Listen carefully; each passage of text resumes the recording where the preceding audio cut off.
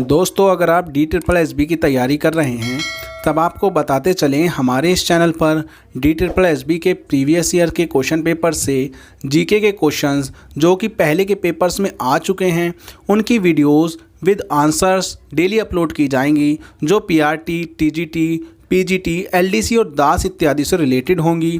In previous years के GK के question answer से आपकी DSSB के एग्ज़ाम की तैयारी, चाहे आप PRT के लिए पढ़ रहे हैं, TGT के लिए पढ़ रहे हैं या फिर PGT, LDC या दास के एग्ज़ाम के लिए, इनसे आपकी जीके की प्रैक्टिस आसानी से होती रहेगी। चलिए शुरू करते हैं। Question number 1, postal index was introduce in India in, यानी कि जो पिन कोड होता है वो भारत में कब लागू किया गया था। यहाँ पर एक और चीज़ बता देता हूँ आपको, जो पिन होता है इसका एक फुल फॉर्म होता है, पिन कोड में जो पिन है ये PIN, इसका फुल फॉर्म होता है पोस्टल इंडेक्स नंबर। अब यहाँ पर ऑप्शन देखिए दोस्तों, A 1970, B 1969, C 1972, D 1975। अगर आपको इसका सही आंसर पता है तो आप कमेंट करके ज़रूर बताइएगा। दोस्तों, इसका सही आंसर है C 1972। 15 अगस्त 1972 का वो दिन था जब भारत में पिन कोड की शुरुआत हुई थी। Next question, who was the founder of Mughal dynasty, Mughal वंश का संस्थापक कौन था। यहाँ पर आपके ऑप्शंस हैं A Akbar, B Babar, C Humayun, D Birbal. तो यहाँ पर हमसे पूछा जा रहा है कि मुगल वंश का संस्थापक कौन था। दोस्तों, इसका सही आंसर है B बाबर। बाबर मुगल वंश का संस्थापक था। मुगल वंश की जो स्थापना हुई थी वो 1526 यानी 1526 ईस्वी में हुई थी। Next question, who rot Das Kapital, Das Kapital किसने लिखा। दास कैपिटल क्या है दोस्तों, एक बुक है। तो ये पूछा जा रहा है, इसके राइटर का नाम पूछा जा रहा है कि ये किसने लिखी है। यहाँ पर हमारे ऑप्शन है A MK Gandhi, B Stalin, C Plato, D Karl Marx. इसका सही आंसर है D Karl Marx. Karl Marx ने दास कैपिटल नामक फेमस पुस्तक लिखी थी। Next question, who wrote a thing of beauty is joy forever. तो ये पूछा जा रहा है कि ये जो लाइन है, a thing of beauty is joy for ever, ये किसने लिखी। यहाँ पर आपके ऑप्शंस दे रखे हैं, आप देख सकते हैं। A PB Shelley, B Rabindranath Tagore, C John Keats, D Aristotle, जिसे अरस्तु भी कहते हैं। ठीक है, अगर आपको याद हो दोस्तों, 12th क्लास में आपने इंग्लिश की बुक में पढ़ा होगा, एक पोएम थी अ थिंग ऑफ ब्यूटी। उसके जो पोएट थे वही इसका आंसर है। तो उसके जो पोएट थे वो थे जॉन केट्स। तो इस क्वेश्चन का सही आंसर क्या है, C John Keats. Next question, atmospheric pressure is measured by, वायुमंडल दबाव इनमें से किसके द्वारा मापा जाता है। ऑप्शन हैं आपके A seismometer, B एमीमीटर, C galvanometer, D barometer. इसका सही आंसर है D बैरोमीटर, जिसके द्वारा एटमॉस्फेरिक प्रेशर यानी वायुमंडलीय दबाव को मापा जाता है। ठीक है, तो इसका सही आंसर है D barometer. Next question, days and nights are caused by the dash of the earth, यानी कि जो डेज एंड नाइट होते हैं अर्थ के ऊपर, पृथ्वी के ऊपर दिन और रात होते हैं, वो किस कारण के वजह से होते हैं, यहाँ पर ये पूछा जा रहा है। यहाँ पर आपके ऑप्शंस हैं A साइज यानी उसके आकार के वजह से, B रोटेशन यानी घूर्णन, जो पृथ्वी घूर्णन करती है, C टेम्परेचर यानी तापमान, D बैड पीपल। यहाँ पर इसका सही आंसर क्या है दोस्तों, B रोटेशन इसका सही आंसर है। Next question, the capital of Austria is, Austria की कैपिटल क्या है। ऑस्ट्रिया है, ऑस्ट्रेलिया नहीं है, ऑस्ट्रेलिया अलग है। यहाँ पर आप ध्यान से देखिए, ऑस्ट्रिया, ऑस्ट्रिया एक देश है जो यूरोपियन कॉन्टिनेंट में स्थित है। दोस्तों, इससे पहले वाली वीडियो में मैंने आपको ऑस्ट्रिया देश की कैपिटल बताई थी। हालांकि वो मैंने अलग से आपको नॉलेज दी थी, वो क्वेश्चन नहीं था, लेकिन मैंने वहाँ पर आपको राजधानी बताते हुए ये कहा था कि ऐसा क्वेश्चन भी शायद पूछ लिया जाए। यहाँ पर हमारे ऑप्शंस हैं A Canada, B Vienna, C Jakarta, D Tokyo.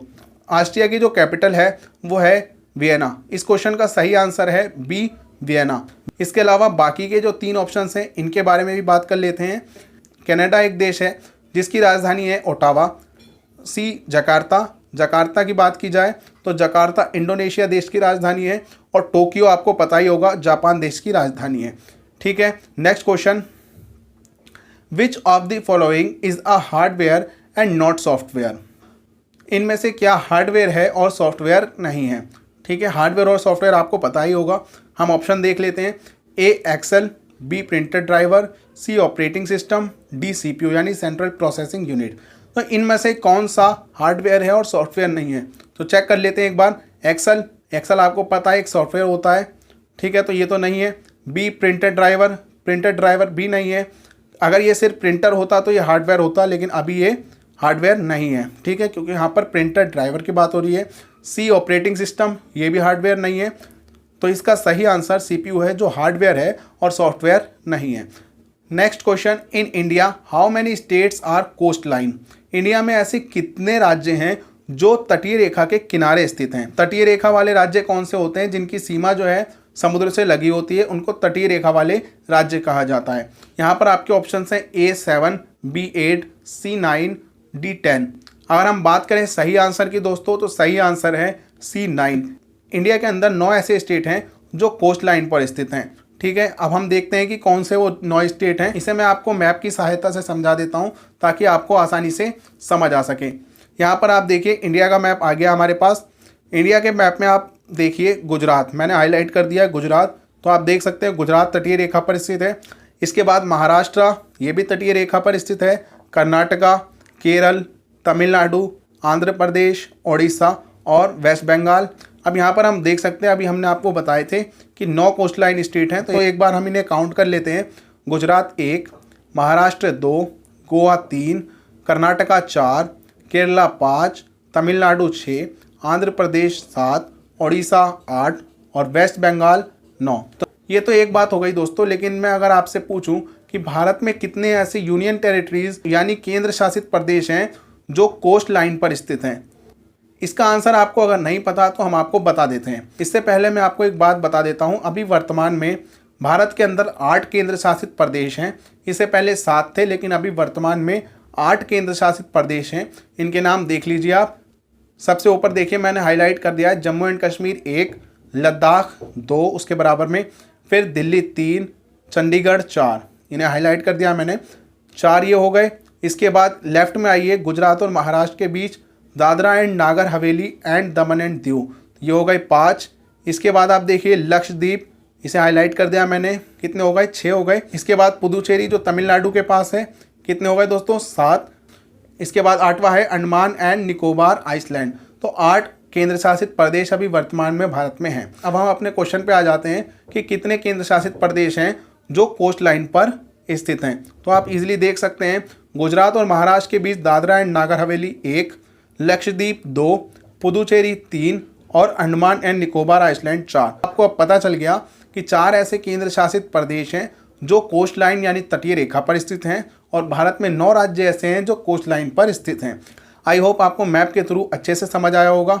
Next question देखते हैं, who was the first speaker of independent India's Lok Sabha. इस क्वेश्चन में पूछा जा रहा है कि आज़ाद भारत का पहला लोकसभा स्पीकर कौन था। आपके ऑप्शंस हैं GV मावलंकर, B राबी राय, C हुकुम सिंह, D बालीराम भगत।